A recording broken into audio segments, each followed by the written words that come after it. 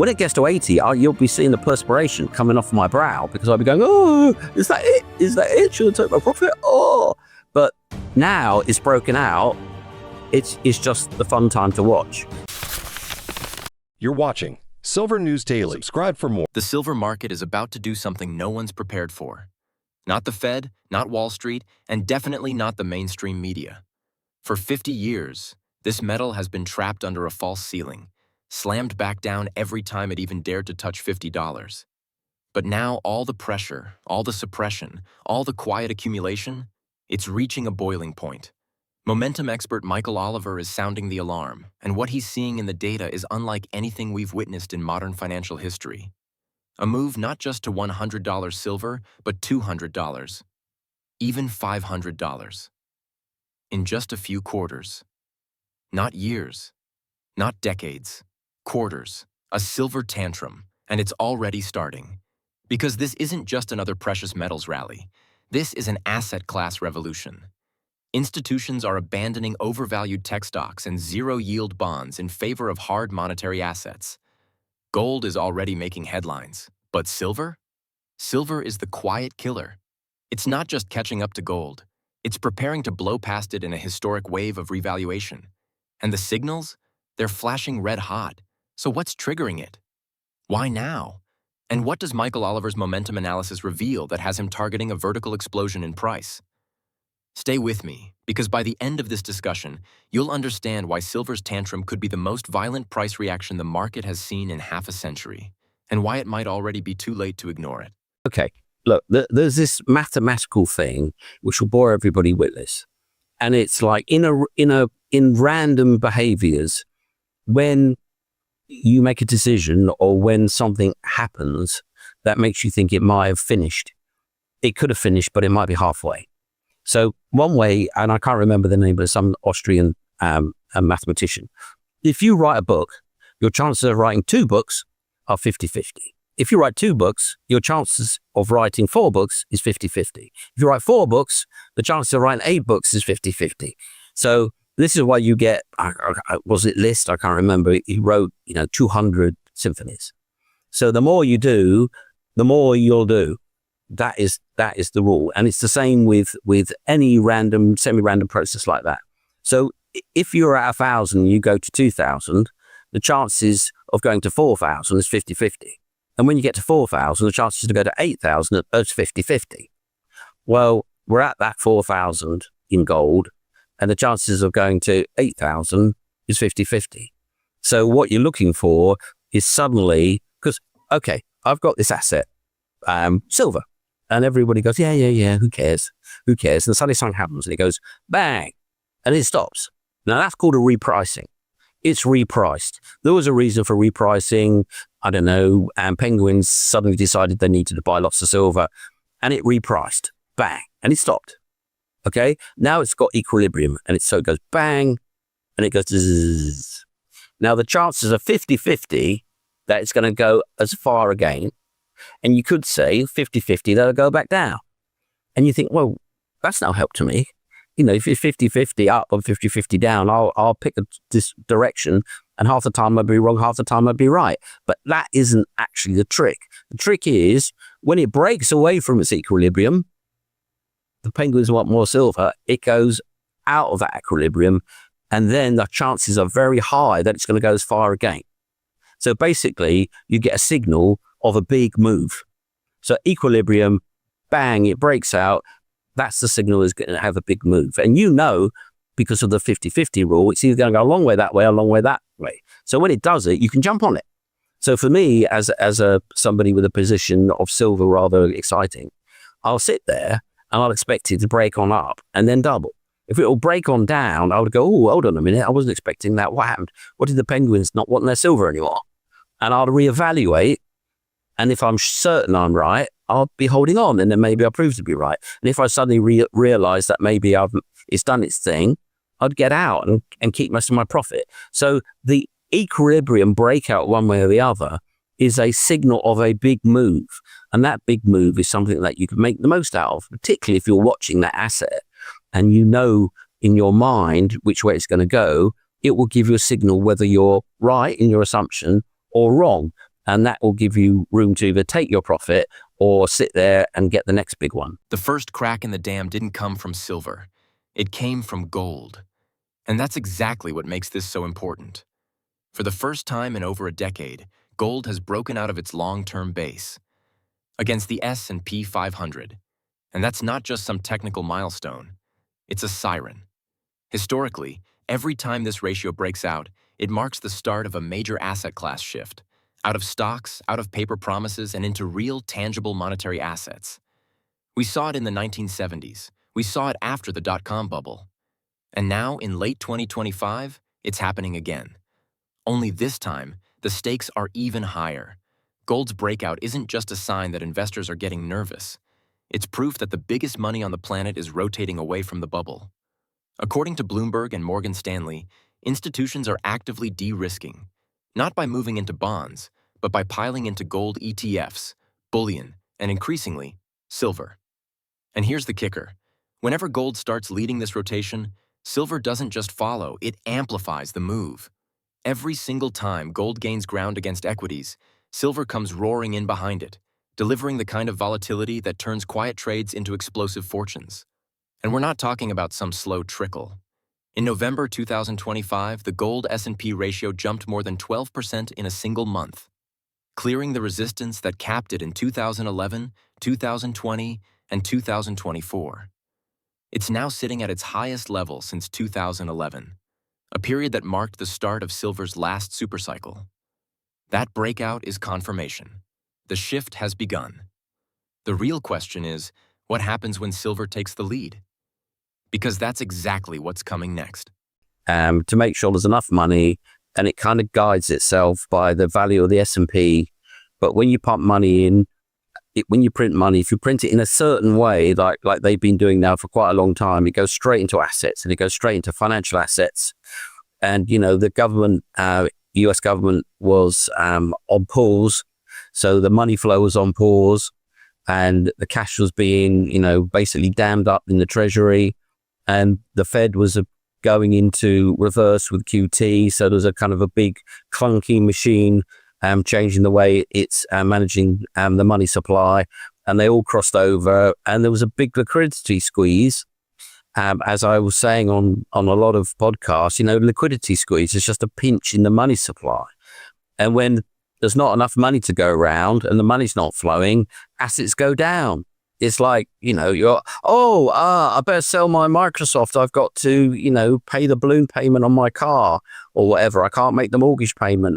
I'm going to sell my gold Rolex down the pawn shop. It's the same thing with all assets. And so when the money stops flowing, down go assets. And when the money starts flowing again, up go assets. So you had this pinch point in liquidity, money supply, and assets go, Well, actually, the investors do that.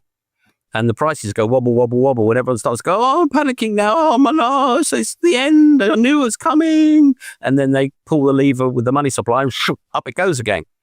And I think I saw something in passing, and this number's going to be wrong, and you can find it out yourself, that they pumped in $110 billion in the last few days, or last 10 days or so. And, that will lift your assets. So, a money supply, a liquidity crunch, down goes the assets. They pull the lever, up they go. And that you're seeing the other side of that. And I think you'll see a really strong run on assets up to Christmas now, which will be ho, ho, ho, ho, ho, very good. Silver has officially stepped out of gold's shadow, and now it's leading the charge. For years, silver has trailed behind, treated as a junior partner in the precious metals complex. But that dynamic is breaking down, and fast. The gold-to-silver ratio, a key indicator used by traders to gauge which metal is outperforming, has been collapsing since early 2024. And as of December 2025, silver's performance isn't just catching up. It's overtaking gold entirely. That's not just a bullish sign. That's the spark that ignites historic silver rallies. Let's be clear about what this means. Whenever silver begins to outperform gold in a sustained way, the result is almost always a vertical move in price. We saw it in 1980, we saw it in 2011, and now we're seeing it again. The ratio has dropped from 87 to 56 in less than 2 years, And that kind of compression is rare. It typically signals that silver is about to unleash the kind of gains that leave gold in the dust. TD Securities is already projecting a ratio move toward 50 or even 45. That implies a silver price well over $100 if gold just holds steady. But it's not just the ratio. Silver miners are suddenly exploding higher, outpacing gold miners by more than 70% year to date. That kind of divergence doesn't happen unless something fundamental is changing in how the market views silver.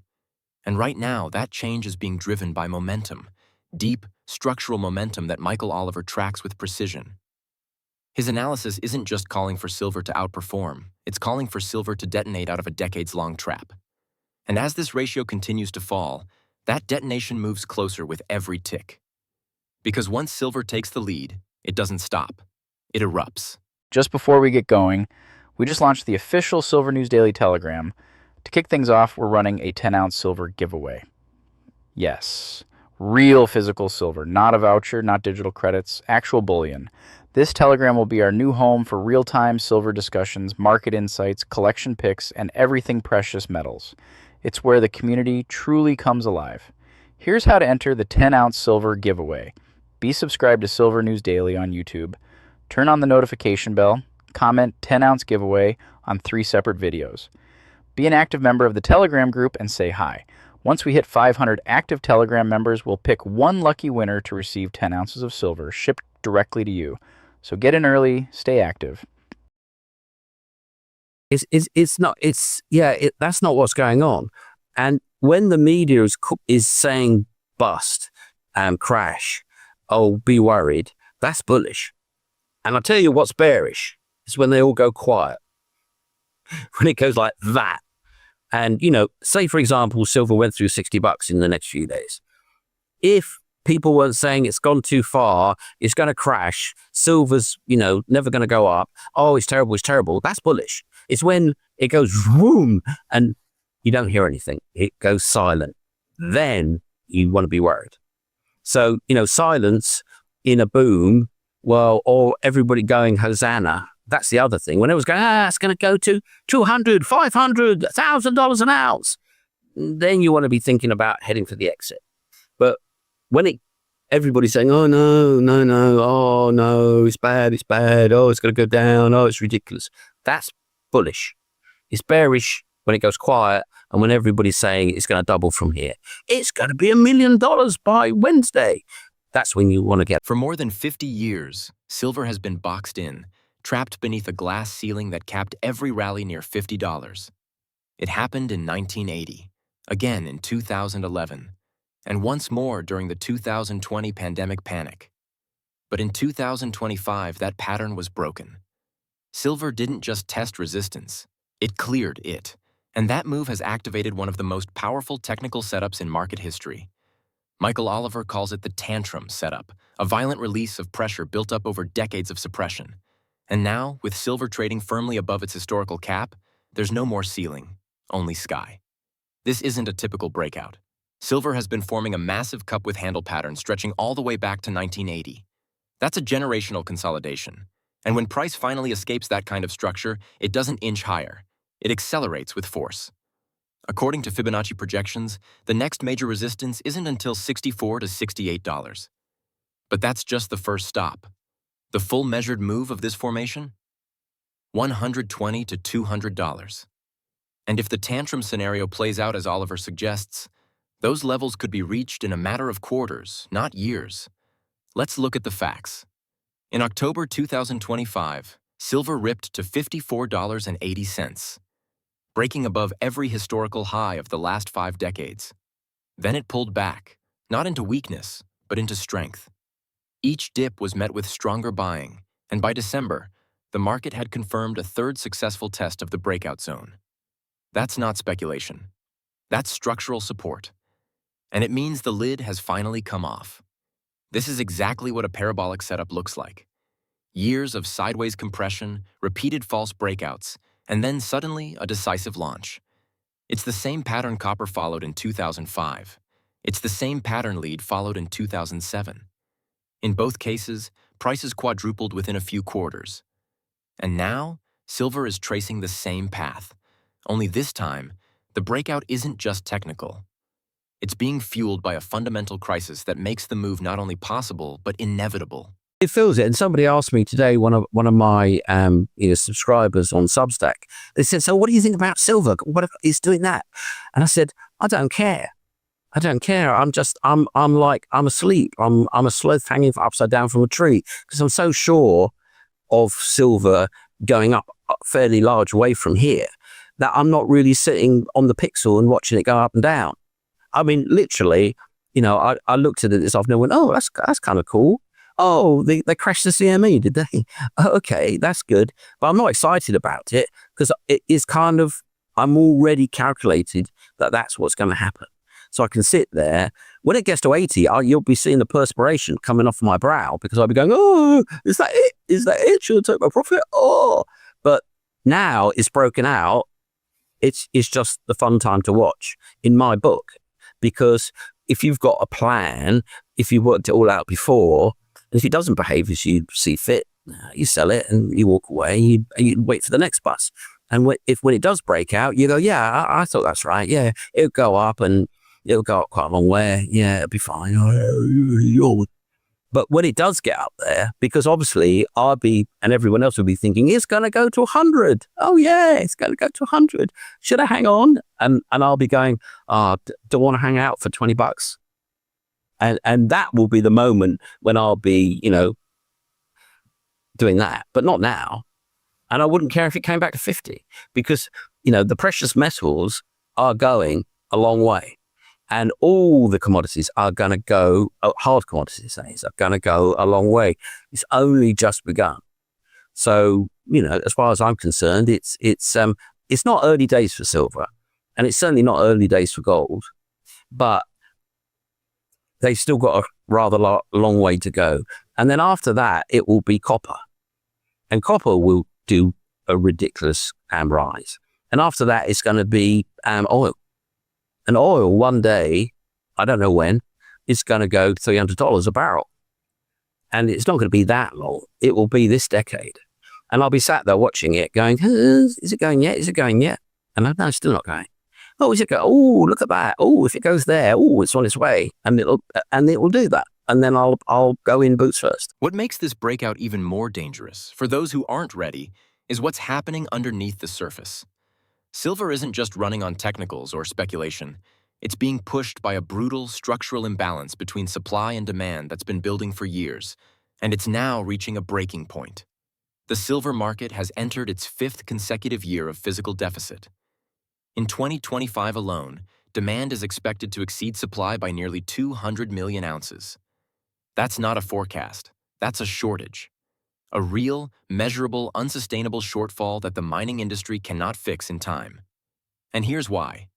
Silver is different. Only about 30% of it comes from primary silver mines. The rest is a byproduct of other base metals like copper, lead, and zinc. So when those industries slow down, silver production drops with them, regardless of silver's price. That means even if silver hits $100 tomorrow, we can't magically produce more. And with global ESG restrictions, mine permitting delays, and financing walls hitting new highs, there is no fast solution on the supply side. CRU Group confirmed that no major new silver mine is expected online before 2029. The pipeline is dry. Now add to that an industrial boom that's stretching demand to the limit.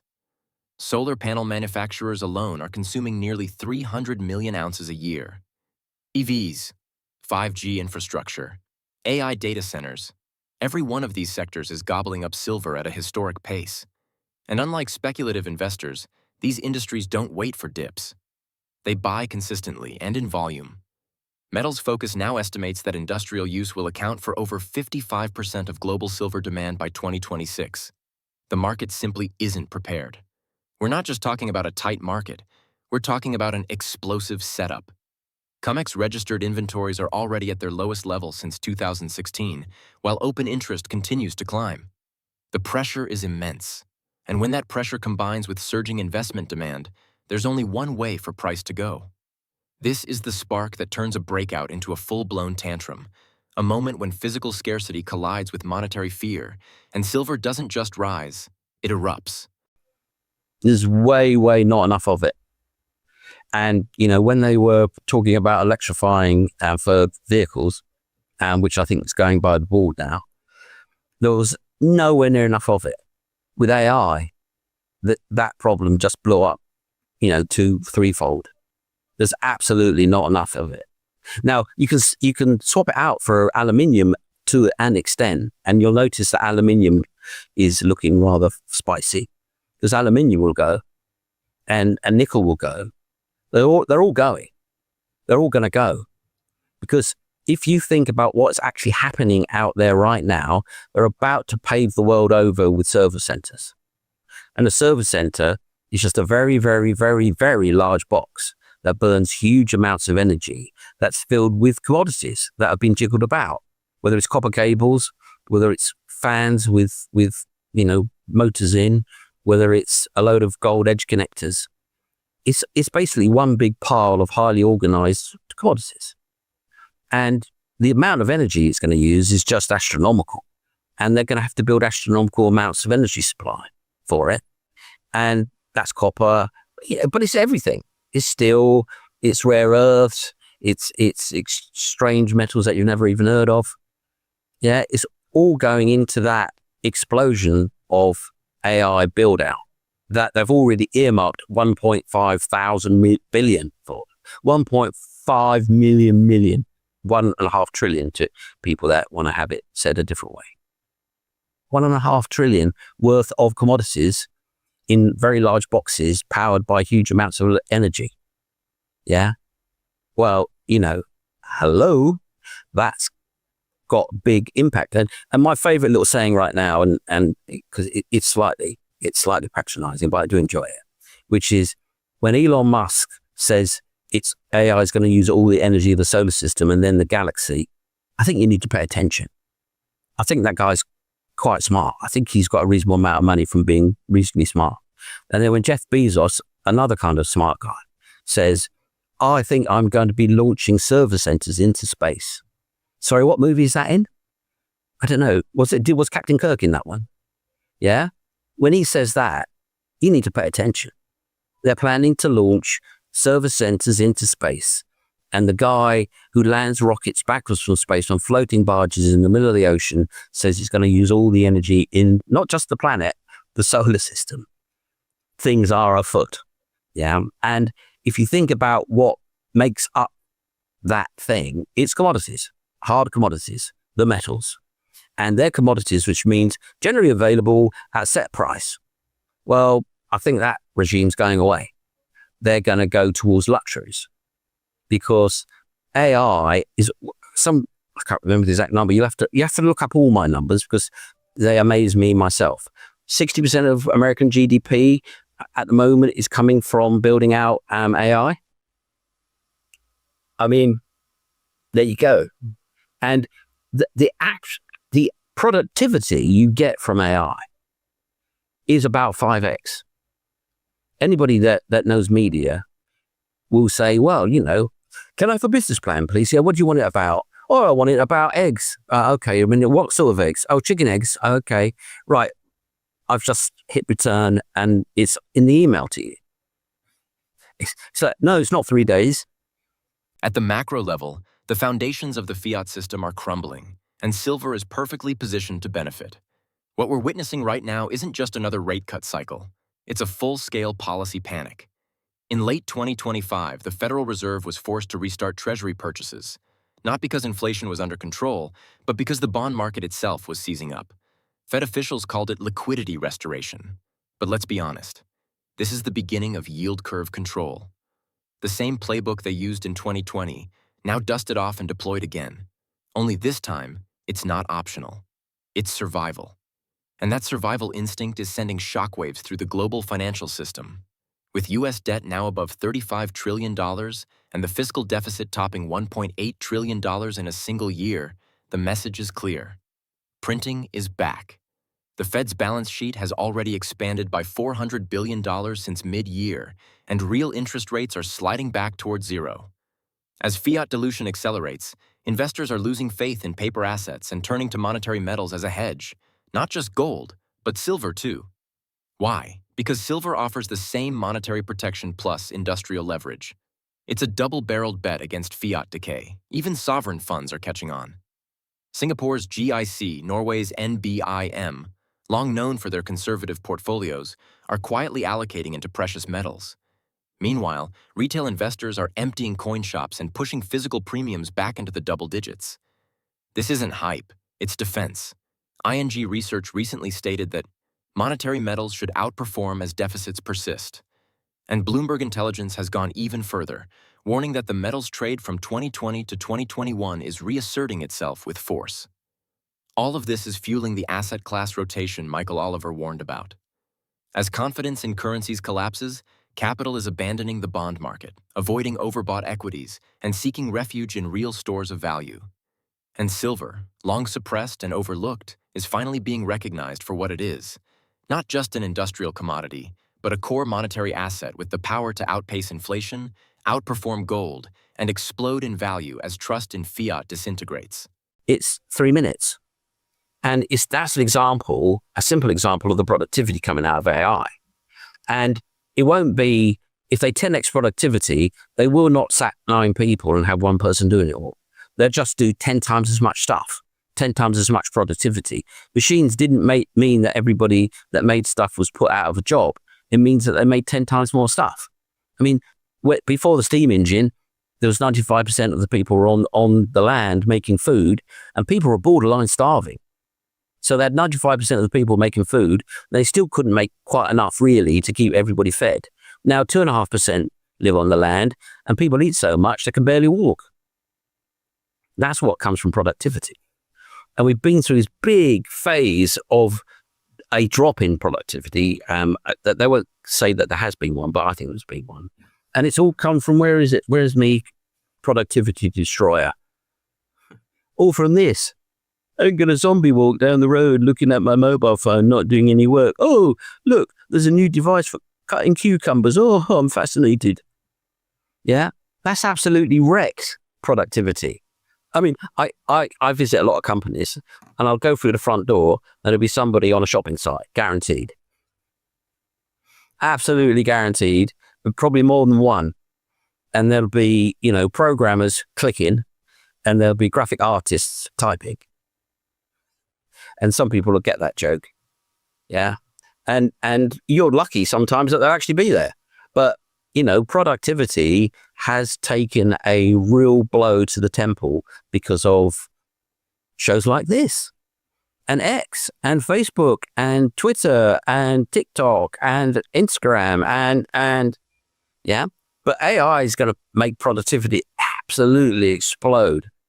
And that's going to absolutely turn everything on its head in a good way. There's a absolute iceberg of wealth coming our way, and hopefully we won't crash our Titanic into it. But there is an economic boom that is just taking off now, and it's going to consume all the commodities. That's going to be the fuel to it, and then there's the fuel. I mean, I keep saying this, and nobody picks me up on it, and that is, why are they building all these nuclear power plants now? Wasn't that the actual scourge of humanity? Wasn't it the worst thing ever only months ago? And all of a sudden, hey, have some radioactivity on your Rice Krispies. Yay! Nuclear power is wonderful. Let's have lots. Yeah? Why is that then? Well, it's obvious, isn't it? You need all the electricity and energy you can possibly have for this AI stuff, because all it is raw materials plus energy. And that is AI. I mean, you put all this stuff in, and the product comes out in a little glass fiber out the back. Yeah, I mean, it's absolutely transformational, and it's going to consume all the commodities. Like, it's going to be this huge sucking sound as it all gets pulled into AI machinery. All the energy, all the raw materials. It's the beginning of another it's a technological revolution, proper one. It will make the internet look small. It's like the steam engine, but 200 years later, 300 years later. Now here's where the leverage gets dangerous, in a good way. Because while silver bullion is breaking out, the silver miners are still stuck in the basement. And that disconnect? It's not going to last. We're talking about a sector so small, so neglected, that when money finally flows in, it doesn't trickle. It detonates. Right now, the entire global silver mining sector has a market cap of around $140 billion. That's less than a single large-cap tech stock. And yet, it sits on top of one of the most strategically critical commodities of the next decade. The numbers are staggering. Since the 2020 lows, silver is up 85%.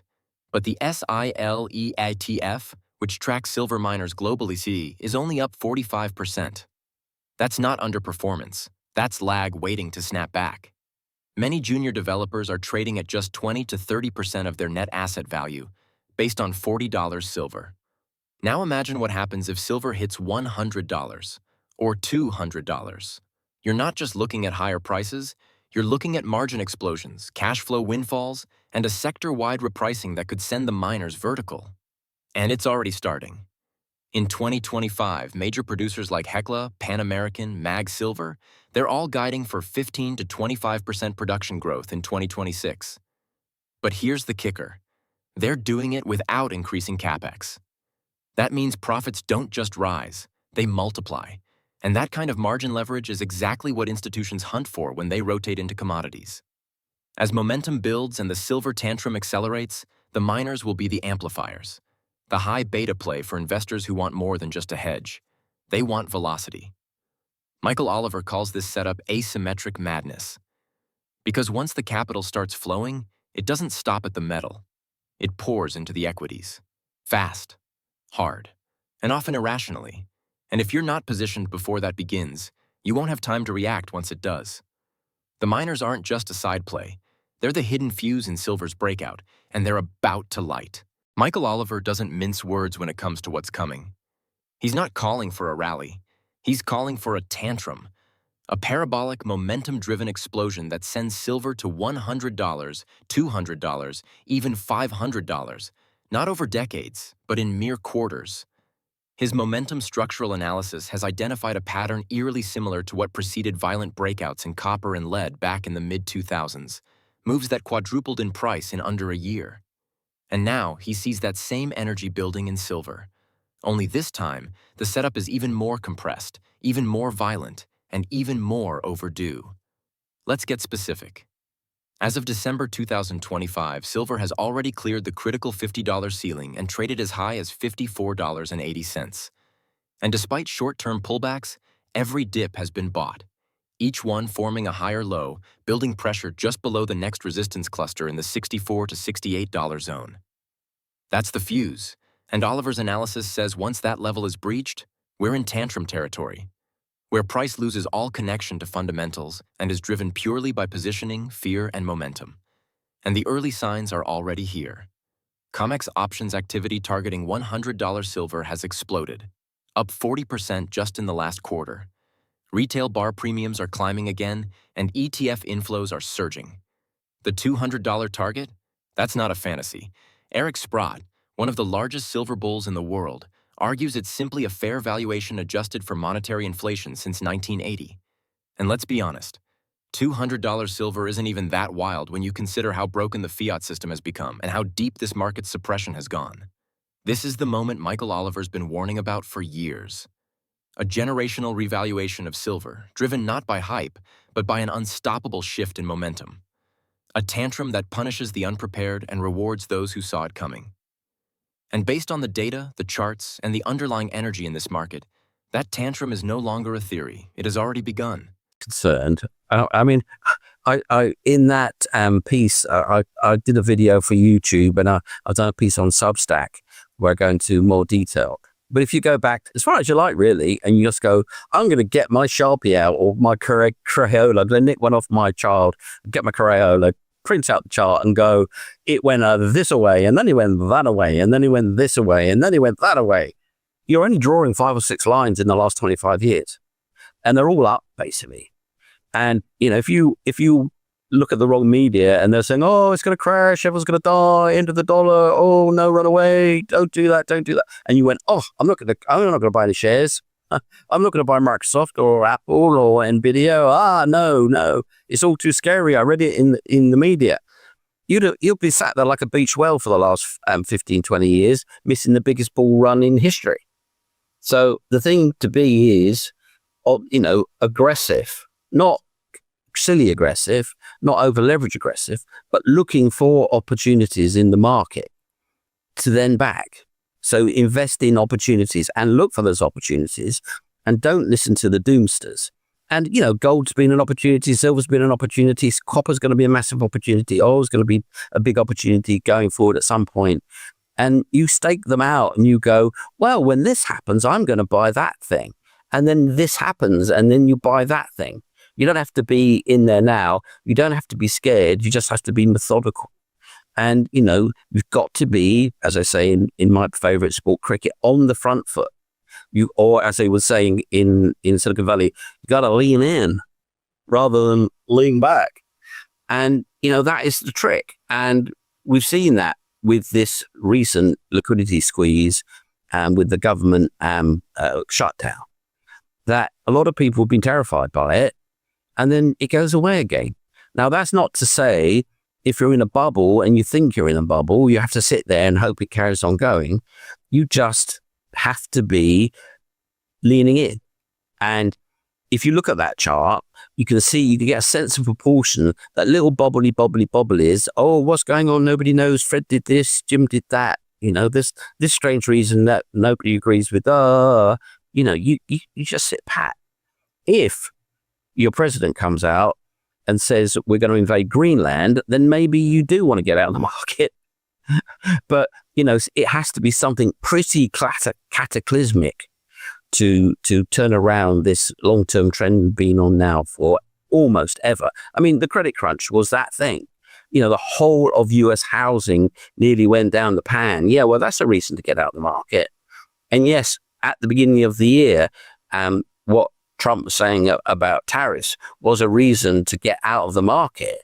And, if he had kept to what he said he had done or was going to do at the beginning there would have been a big crash. But if you take the gaps between moments where you really have to think carefully about whether you want to be in, you go Trump, COVID, credit crunch. Well, there's years between those things. And yes, the NASDAQ will go into a bubble, and yes, it will probably crash. But you don't want to get out of a bubble at the beginning of the bubble. You want to get out of it near the end. And that's maybe 2 years away now. So, it's good to be leaning into this stuff rather than sat there going, oh, I'm going to sit on my hands. I'm scared now. It's good not to be scared. It's good to be careful. Everything we've just covered, every breakout, every imbalance, every suppressed signal finally surging to the surface, points to one conclusion. The tantrum is here. Not in the future. Not someday. Now. Silver is no longer waiting for permission. It's no longer trailing behind gold. It's no longer trapped beneath that $50 ceiling. It's breaking loose. And as momentum compounds, as supply tightens, and as fiat credibility crumbles, what we're seeing isn't just a bull market. It's an escape. A violent reversion to true value after half a century of distortion. For decades, silver has been the most misunderstood asset in finance. Dismissed, ignored, manipulated. But the market can only suppress reality for so long. Eventually, something snaps. And when it does, price doesn't just correct, it overcorrects. Michael Oliver's momentum signals are flashing red. COMEX positioning is surging. ETF inflows are flooding in. The miners are awakening. And institutional capital is no longer dipping its toe, it's stepping in with force. This is the moment silver investors have waited for. Not just a rally, not just a trade, a reclassification. Silver is shifting from forgotten commodity to frontline monetary asset. And the price action we're seeing? It's just the beginning. Because once momentum like this takes hold, it feeds on itself. $100 silver is no longer a bold prediction. It's the floor in a tantrum scenario. And $200, $500, those aren't dreams. They're destinations on a path that's already unfolding. So the only question left is, are you positioned, or are you waiting to watch it happen from the sidelines? Because in the silver market, tantrums don't warn twice.